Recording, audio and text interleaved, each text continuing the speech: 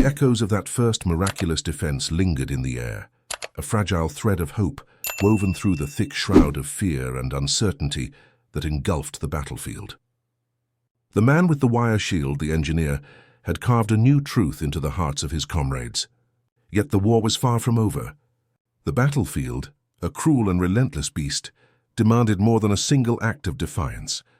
It demanded transformation, innovation born of horrors faced and endured. As dawn gave way to the harsh light of day, whispers turned into conversations, and conversations into plans. The wire shield, once scorned, was now the pivot around which new ideas circled. Soldiers saw it not simply as a scrap of metal, but as a fortress fragile yet unyielding, a beacon that promised survival amid the carnage.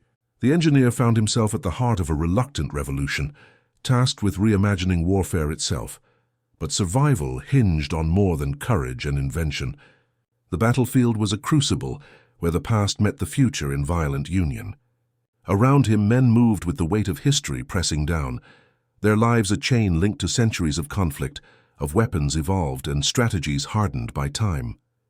The wire shield was new, yet it was an echo of every armor and defense humanity had dared to weave against the advancing storm of destruction. The engineer's hands trembled, not from fear, but from the sheer magnitude of what lay ahead. Each loop and twist of wire had been crafted with care born of desperation, yet the truth was stark. No single invention could halt the tide of bullets indefinitely. The shield's power lay not in defiance of death, but in buying moments, those precious, fleeting moments that granted soldiers the chance to breathe, to rethink, and to adapt. His mind raced back to the moment before the assault, the charged silence, the ironic mix of derision and disbelief in the eyes around him.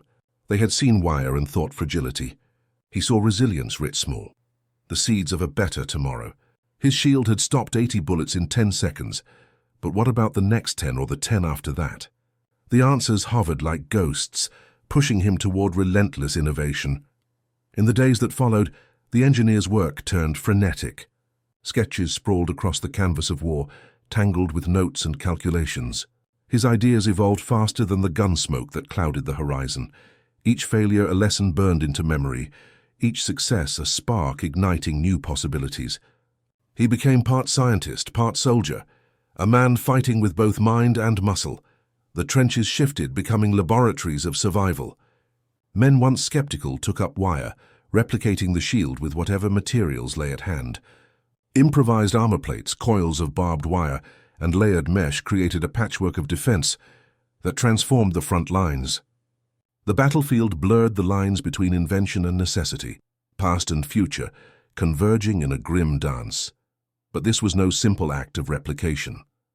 The engineer's creation carried with it the burden of expectations not just from fellow soldiers, but from the war itself.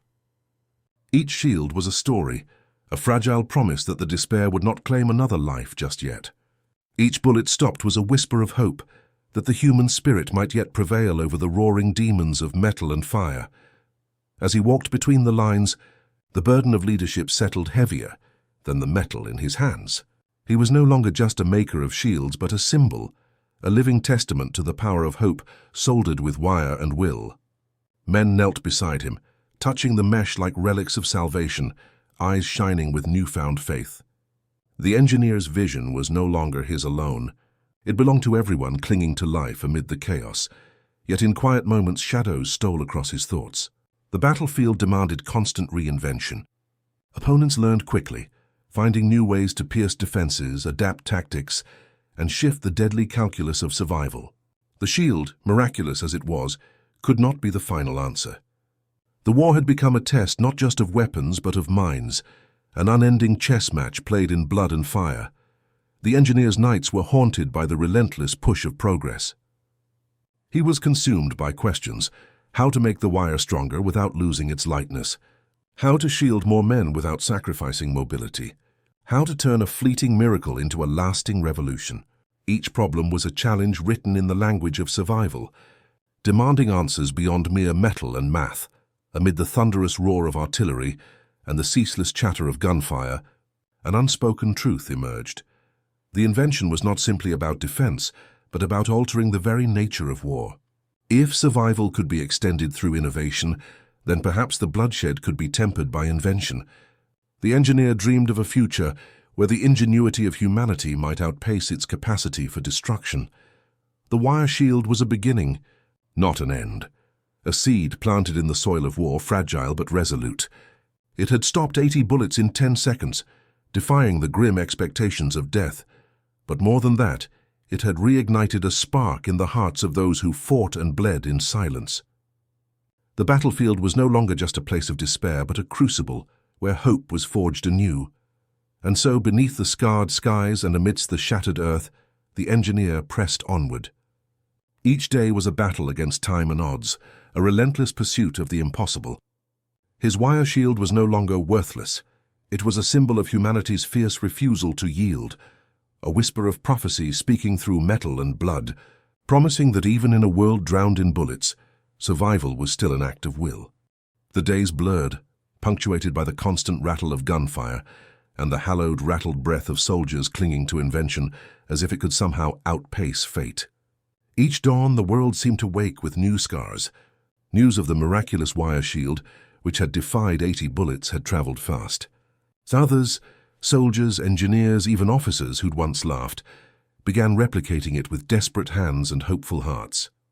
In this season of terror, a new cadence arose, war as the crucible for invention. The trenches, once mute with resignation, now echoed with the hammering of makeshift workshops. The ingenuity of the desperate gave birth to changes beyond the shield. Eyes watched for every opportunity, every gap in enemy lines or armor, every rumor that lingered through smoke about technologies old and new. The wire shield was not alone.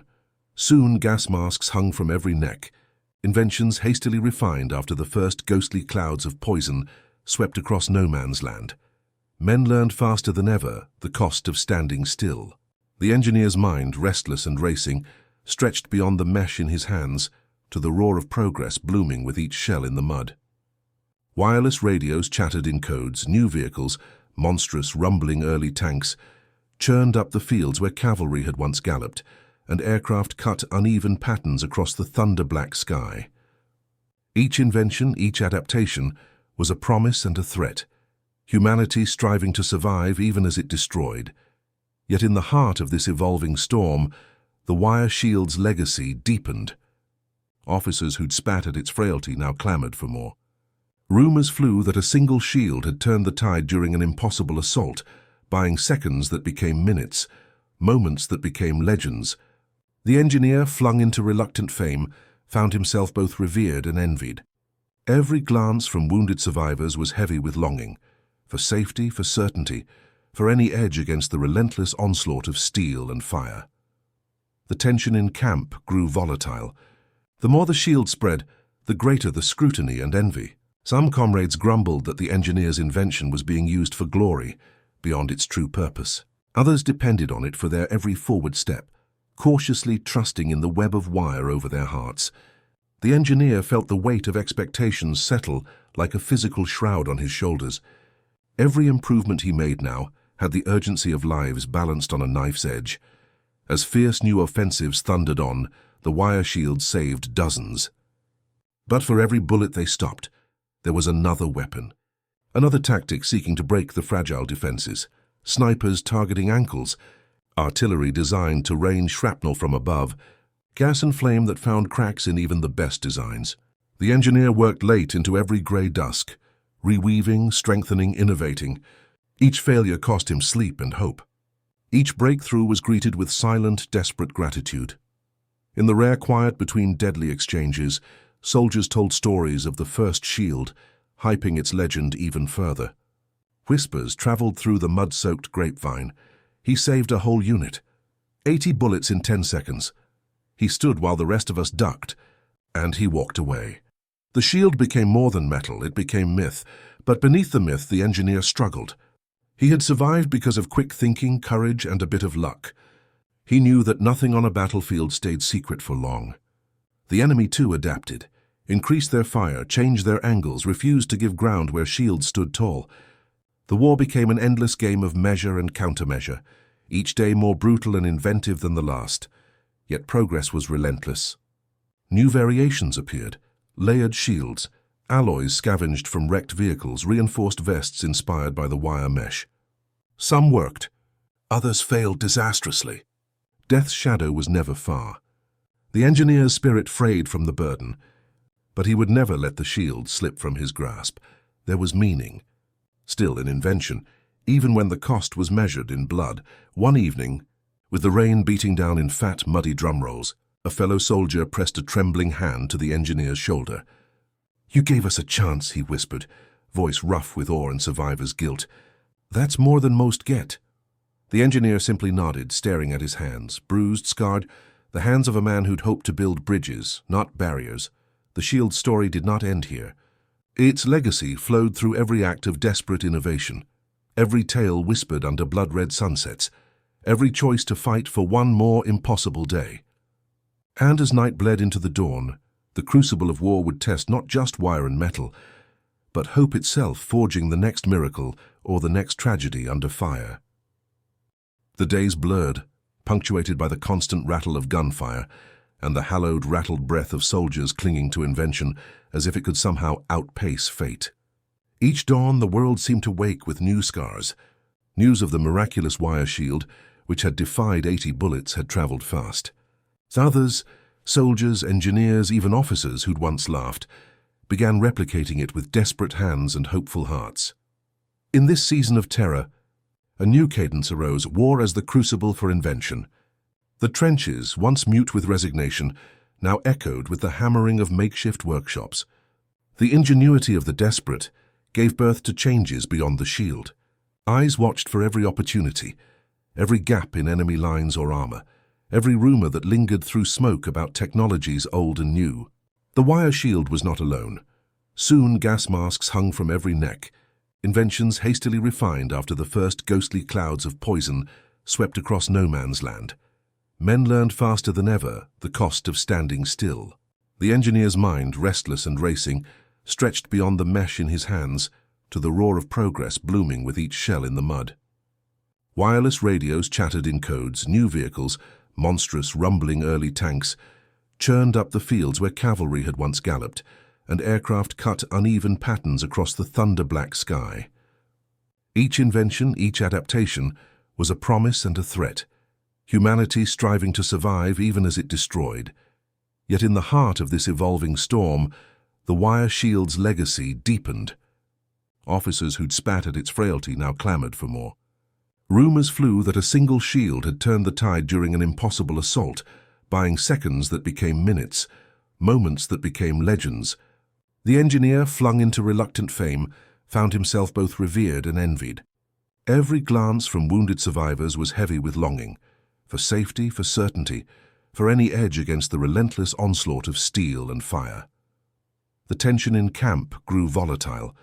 The more the shield spread, the greater the scrutiny and envy. Some comrades grumbled that the engineer's invention was being used for glory, beyond its true purpose. Others depended on it for their every forward step, cautiously trusting in the web of wire over their hearts. The engineer felt the weight of expectations settle like a physical shroud on his shoulders. Every improvement he made now had the urgency of lives balanced on a knife's edge. As fierce new offensives thundered on, the wire shield saved dozens. But for every bullet they stopped, there was another weapon, another tactic seeking to break the fragile defenses.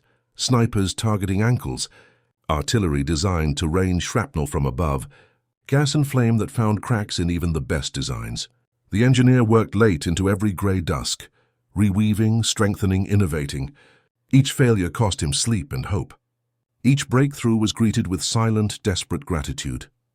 In the rare quiet between deadly exchanges, soldiers told stories of the first shield, hyping its legend even further. Whispers traveled through the mud-soaked grapevine. He saved a whole unit. 80 bullets in 10 seconds. He stood while the rest of us ducked, and he walked away. The shield became more than metal, it became myth, but beneath the myth the engineer struggled. He had survived because of quick thinking, courage, and a bit of luck. He knew that nothing on a battlefield stayed secret for long. The enemy too adapted, increased their fire, changed their angles, refused to give ground where shields stood tall. The war became an endless game of measure and countermeasure. each day more brutal and inventive than the last. Yet progress was relentless. New variations appeared: layered shields, alloys scavenged from wrecked vehicles, reinforced vests inspired by the wire mesh. Some worked, others failed disastrously. Death's shadow was never far. The engineer's spirit frayed from the burden, but he would never let the shield slip from his grasp. There was meaning, still an invention, even when the cost was measured in blood. One evening, with the rain beating down in fat, muddy drumrolls, a fellow soldier pressed a trembling hand to the engineer's shoulder. "You gave us a chance," he whispered, voice rough with awe and survivor's guilt. "That's more than most get." The engineer simply nodded, staring at his hands, bruised, scarred, the hands of a man who'd hoped to build bridges, not barriers. The shield's story did not end here. Its legacy flowed through every act of desperate innovation, every tale whispered under blood-red sunsets, every choice to fight for one more impossible day. And as night bled into the dawn, the crucible of war would test not just wire and metal, but hope itself, forging the next miracle or the next tragedy under fire. The wire shield's legend was only the beginning. In the months that followed, the fever of invention swept through muddy trenches and ruined towns alike, transforming every soldier into a reluctant innovator and every battlefield into a laboratory of survival. The engineer who had birthed the miracle of 80 stopped bullets was now surrounded by fellow dreamers, each racing against the relentless march of death that haunted their every step. New technologies poured into their world, some promising hope, others amplifying terror. The portable X-ray machines arrived in battered trucks, revolutionary devices courted by medical units, desperate to save what remained of shattered limbs and lives. Marie Curie's radiological cars became icons of bravery and utility, racing between explosions, diagnosing wounds too deep for human eyes to see. Soldiers marveled at their power, a glimpse inside the body, a new kind of vision forged under fire. The engineer watched in awe as science blurred the line between miracle and survival, a reminder that true innovation was born of urgent necessity. On the front lines, camouflage became an art form. Soldiers donned uniforms of misty blue and steel gray, swapping felt hats for gleaming metal helmets. The German forces adapted as well, cloaking in dark wool and reshaping their headgear to disappear against the churned devastation. To be invisible was to have a chance. To be seen was to die. The engineer, learning quickly, borrowed ideas from those he had once called adversaries, realizing that the heart of progress lay not in pride, but in adaptation. Rumors of new machines swept the trenches. Airplanes, derided by many as flying toys, soon became symbols of deadly precision, scouting enemy positions, dropping bombs, and strafing lines in bursts of thunder and lightning. Dirigibles floated above, casting shadows on men who learned to fear the sky as much as the earth. Tanks, monstrous steel animals, appeared first on distant horizons, churning mud, crossing trenches, transforming warfare from a contest of endurance to an unrelenting test of force. Each innovation echoed the wire shield's promise. Perhaps for a fleeting moment the odds could be tilted, but the battlefields were also transformed by weapons of horror. Poison gas crept across no man's land, a ghostly cloud leaving agony and panic in its wake. Gas masks, rough and hastily sewn at first, became as vital as rifles, haunted always by the knowledge that the next breath could be the last. The wire shield, its metal polished bright and clean, stood as a stark contrast, a tool for defense amid chaos. The engineer shivered at the thought. The tools of war grew ever more ingenious, but so did their capacity for devastation. The war entered a new phase. Armies grew restless. The stalemate of trenches gave way to mobility and fresh offensives. Portable radios crackled through bunkers, delivering commands and hope in equal measure. Watches, once toys for the rich, now became standard issue, coiling tightly around every wrist as time itself became a weapon. The engineer marveled at the intersection of technology and necessity. The small inventions mattered, sometimes more than the grand. Each night, stories were whispered under smoky skies. Of X-ray trucks saving lives, of wire mesh and metal helmets turning death aside, of tanks rumbling like gods of war. The engineer, battered but unbroken, spent long hours beside campfires listening and adding to the tales. His shield was legend, but the stories around him proved one truth. Invention was never the work of one man or one miracle. It was the collective struggle of everyone who refused to surrender. Yet the shadow of the enemy loomed close. Submarines prowled the seas, silent killers undermining supply lines and hope alike. The engineer heard harrowing news of ships lost and men drowned, the technology of war reaching into every corner of existence. His shield had never been intended to fight the waves, but now, he considered, what other defenses might be wrought for battles yet unseen? The cost of progress was always measured in suffering. The engineer's hands were busy in every spare moment, weaving new forms of protection, adjusting for fresh nightmares, shrapnel and flame, gas and steel. Each failure gnawed at him, each success a fleeting relief. The men he worked beside had grown older than their years, faces deeply lined not just by fear, but by the knowledge that the future depended on what they could build today. And so the legend grew, inscribed on every shirt and helmet, every ragged banner stitched above bunkers. The wire shield was not alone anymore. Its family had spread into goggles and vests, camouflage cloaks and reinforced boots. The battlefield itself became the ultimate jury, testing and discarding with brutal efficiency. The engineer rarely slept. His eyes were always searching, his mind inventing, his heart carrying the heavy truth. Every invention was an answer to death's challenge, a temporary reprieve offered in exchange for relentless courage. As the war thundered on, survival became a contest of invention versus annihilation. The engineer's shield had stopped 80 bullets, yes, but it was now part of an arsenal shaped by desperation, sweat, and speed. Together in the crucible of battle, humanity's spirit burned bright, sometimes in agony, sometimes in hope, each soldier an unwitting architect of tomorrow's peace. The cold metallic pace of technological change shadowed every heartbeat in the trenches. The engineer, restless after each day's terror, watched as his shield became a spark passed from hand to hand, a symbol flashing defiantly against war's overwhelming darkness. Yet even as his invention protected lives, he saw the battlefield transform into an arena where innovation outpaced tradition, where every new sunrise arrived bearing weapons and wonders nobody could have imagined before the war. He found himself surrounded by monsters and miracles. The roar of artillery had become the background music to every hope and every prayer. Innovations from beyond the shield reigned, monstrous tanks that thundered through mud and shell holes, grinding the terrain that once dictated the rhythm of battles. Once dismissed as unreliable, these behemoths proved their worth repeatedly, turning stalemates into desperate races for ground, for breath, for survival. Their armored hulls, invulnerable to small arms, inspired further changes. Engineers at every front dreamed up new rounds, new grenades, new sabotage devices to restore the balance, or tip it further into chaos. The air was not safe either. Planes, so recently mocked as distractions from the true face of war, circled like hawks above the lines. Their guttural engines promised death from a new direction, as bombs and bullets rained down with chilling precision. The engineer joined the nightly ritual, watching distant shapes flicker in lightnings of destruction, listening for the telltale siren of imminent attack.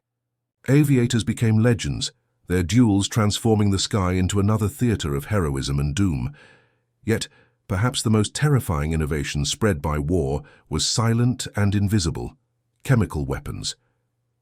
Chlorine and mustard gas drifted in insidious waves across no man's land.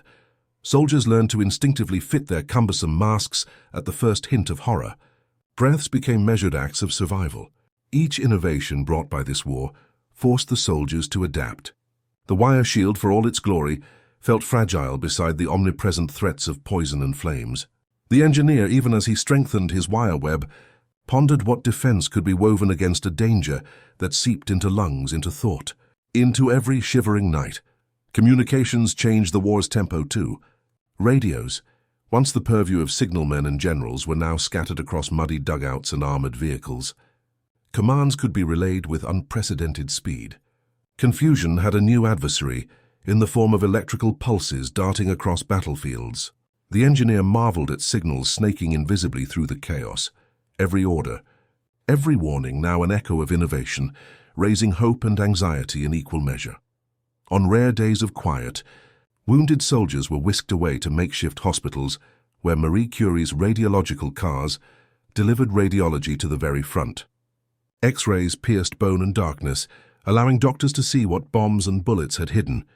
Every advance among the living came with its own cost, a relentless balancing act between ingenuity and agony.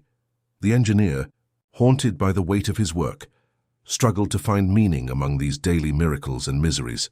He realized the war had bent every mind it touched toward invention. Competition intensified. Enemy spies sought secrets in captured devices, countermeasures blossomed overnight, and each technological leap promised only temporary respite. Tanks would be made to fail, gas would be contained, shields would be shattered by some new cruelty, but each night, the will to survive pressed every soul onward. In the glow of another shattered dawn, the engineer met a young recruit, trembling behind a newly fashioned shield. He recognized the look, a hunger for safety, a prayer for some enduring edge. The wire stopped bullets, the recruit whispered, eyes wide behind his ghostly mask. What will stop everything else? The engineer answered not with words but with lessons. The power was in adaptation, in refusing surrender, in ever seeking the next idea that might tip the scales. War's cruel rhythm accelerated. Ships at sea fell victim to submarine torpedoes. Cities learned to fear the thunder of aerial bombardment. Supply lines waited nervously as railways, trucks, and hidden telegraphs delivered everything soldiers needed to fight, adapted for resistance and surprise at every turn. The battlefield, once bleak and static, had become a living ecosystem of resistance, a place where legends sprang up only to be tested, broken, rebuilt again. The engineer's shield sometimes felt irrelevant amid all this acceleration, yet it held a lesson greater than its metal. No one could afford to stand still. As new terrors loomed, flamethrowers, grenades, the cold eye of the sniper, innovation became the soldier's truest armor. The engineer pressed onward, his hands now trembling not with fear, but from the relentless drive to save even one more life, to see one more miracle, to dare one more solution. The chapter closes as dusk settles, a world redefined not by war alone, but by the ingenious stubbornness of humans. The engineer understood. Every new invention is a temporary victory, but every heartbeat spent inventing is a refusal to surrender. In the shadow of monsters and the glimmer of miracles, survival itself becomes a kind of prophecy, webbed in wire, stitched in hope, and forever unfinished. Night descended with brutal certainty, painting the battlefield in shades of steel and sorrow.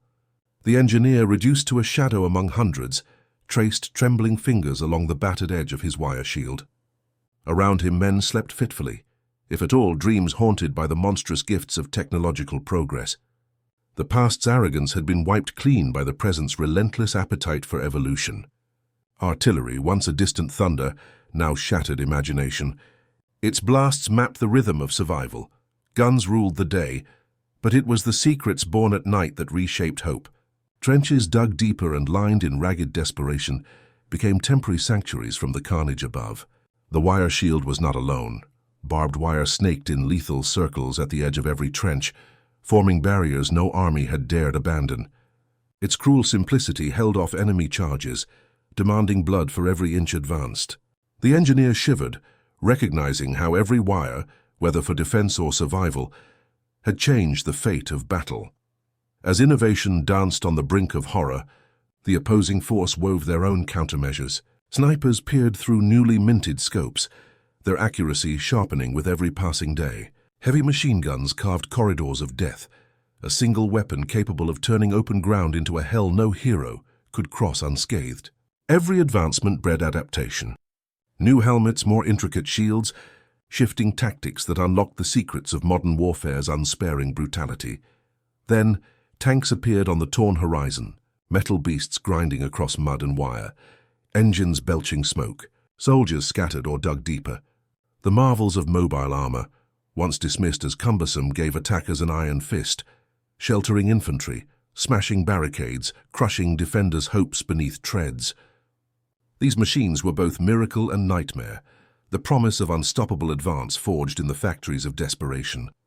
Yet in their wake, the defenders grew wiser.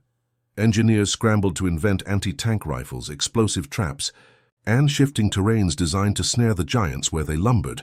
Above, the air was not only alive with the cries of birds, but filled with man-made predators. Airplanes, first timid, soon mastered the sky, dashing over trenches to scout, bomb, and strafe.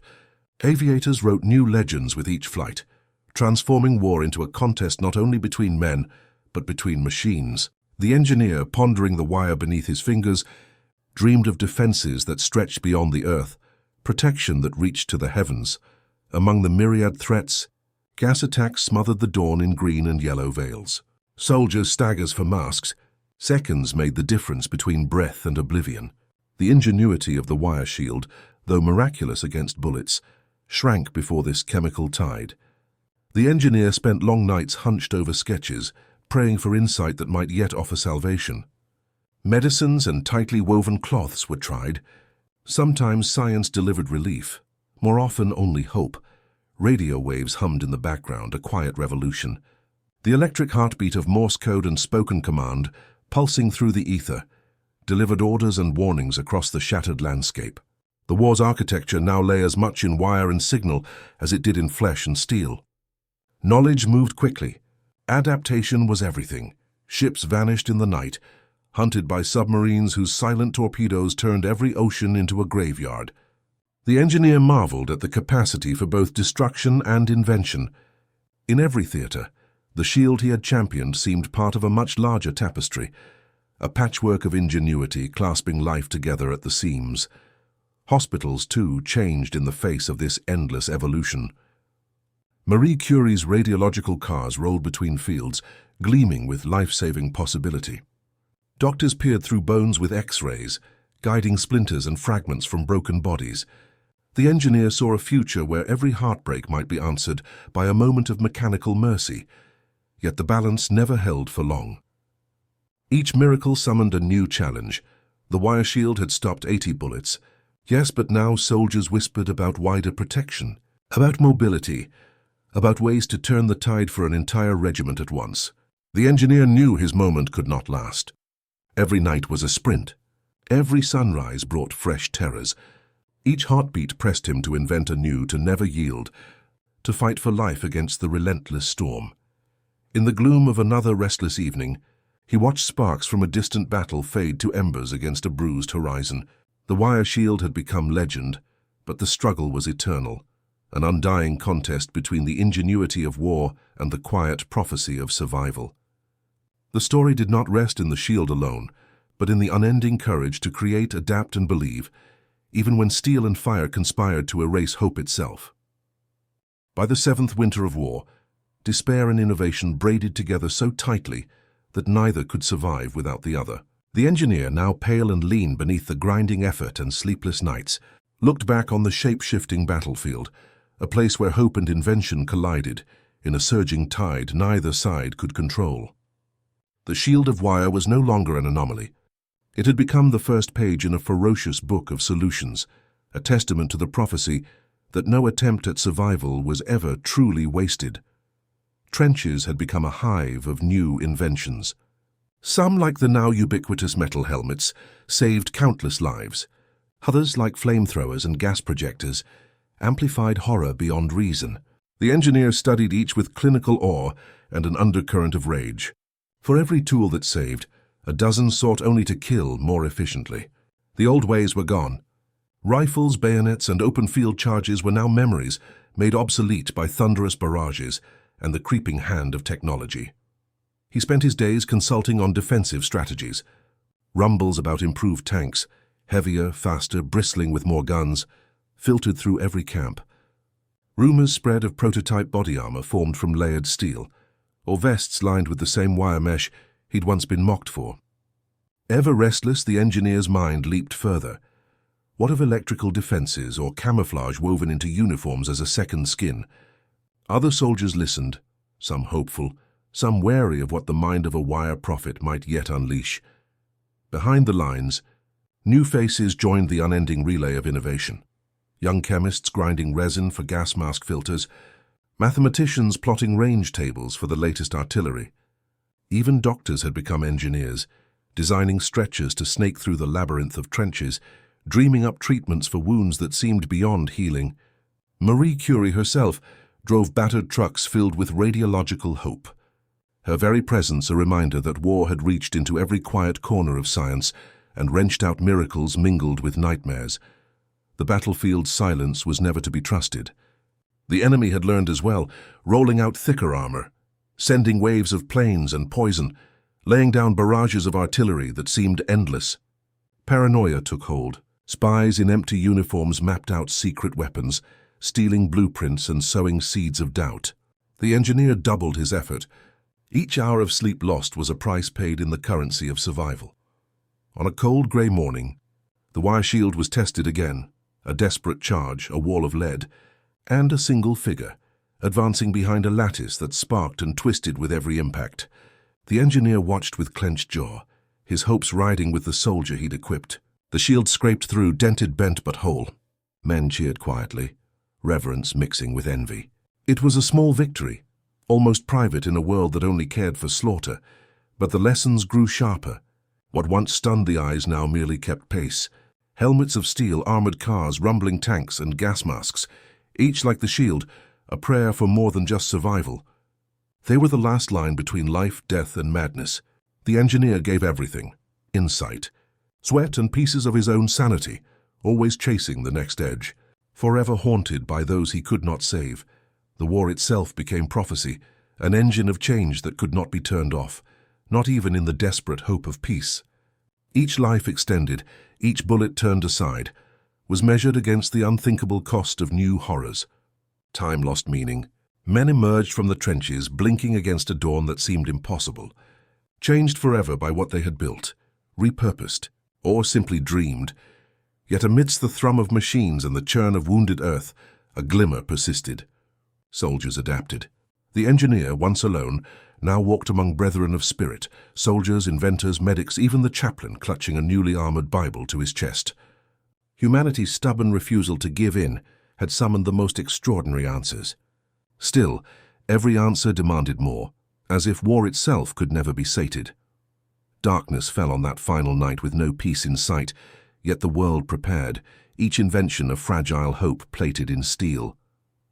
The prophecy of the wire shield did not promise the end of pain. It only whispered that in every act of resistance, in every scrap of ingenuity, there was a future not yet conquered by fear. In the end, it was not victory that defined the men and women of the trenches. It was their refusal to stop creating, to surrender the fight for a tomorrow not yet shaped. And as the battlefield slumbered under another uncertain sky, the engineers stayed awake, working by lantern's flicker, and the silent promise that only those who dare to invent will ever learn the shape of survival. Long before victory blazed its uncertain trail across Europe, the wire shield had already become a legend. Yet by the final year, it was clear no single invention could win a war forever transformed by relentless ingenuity. The engineer had grown hollow-eyed, a witness to both progress and devastation. Each sunrise revealed a battlefield altered anew by human minds, desperate for survival, domination, or simple hope. The trenches were no longer mere ditches. They had evolved into networks humming with newly harnessed electricity. Radios, once crude and unreliable, now transmitted voices, not just codes across the chaos, a revolution in command and rescue. Each bunker glowed faintly at night, as signal lamps and remote alarms warned of attack. Even as men shivered in muddy holes, they could sense the flicker of civilization, refusing to concede defeat. Above the carnage, miracles and horrors rained from the sky. Aircraft, designed first as reconnaissance, had become tools of destruction, bombing lines and scouting for artillery, then directly assailing enemy positions. The engineer stared in awe at the roaring machines, their presence a constant reminder that modern conflict was no longer earthbound. Dogfights broke the silence. Bombing runs changed the shape of engagement with each pass. Below, the monstrous tanks, once dismissed as lumbering curiosities, roared to the fore. Armored, slow, but nearly invincible to small arms fire, they crushed resistance and reset tactics across continents. Every advance in tank design pushed defenders to adapt, spawning the race for anti-tank weapons, mines, and tactics focused on terrain. The engineer watched his simple wire shield inspire thicker, heavier vestments for the desperate and fiercely determined. Still, none of these protected against the cruelty of gas. Zoiper, the word alone sent chills, marked a turning point as wind-carried chlorine forced nations to rethink both offensive and defensive war. Gas masks became sacred objects, their design improving with each disaster. The wire shield had no answer for poison, and the engineer felt the sting of limitation gnaw at every night's effort. Beneath all these inventions, stealth and mobility reigned supreme. Submarines prowled seas, sinking supply ships with unseen torpedoes, straining the resolve and resources of every nation. Barbed wire encircled encampments and front lines, an ever-present hazard demanding careful navigation. Electrical signals dictated timing for attacks and retreats. Landmines and alarm systems turned battlefields into deadly traps. Yet innovation extended too to care and humanity. Marie Curie's mobile X-rays arrived near the front, their humming dynamos providing glimpses into the broken bodies of soldiers, guiding surgeons and multiplying survival where none should have been possible. Every newly healed limb, each fresh hope drawn through science, deepened the engineer's resolve. The war was not won solely on the battlefield, but also in the cradling arms of those who dared to heal.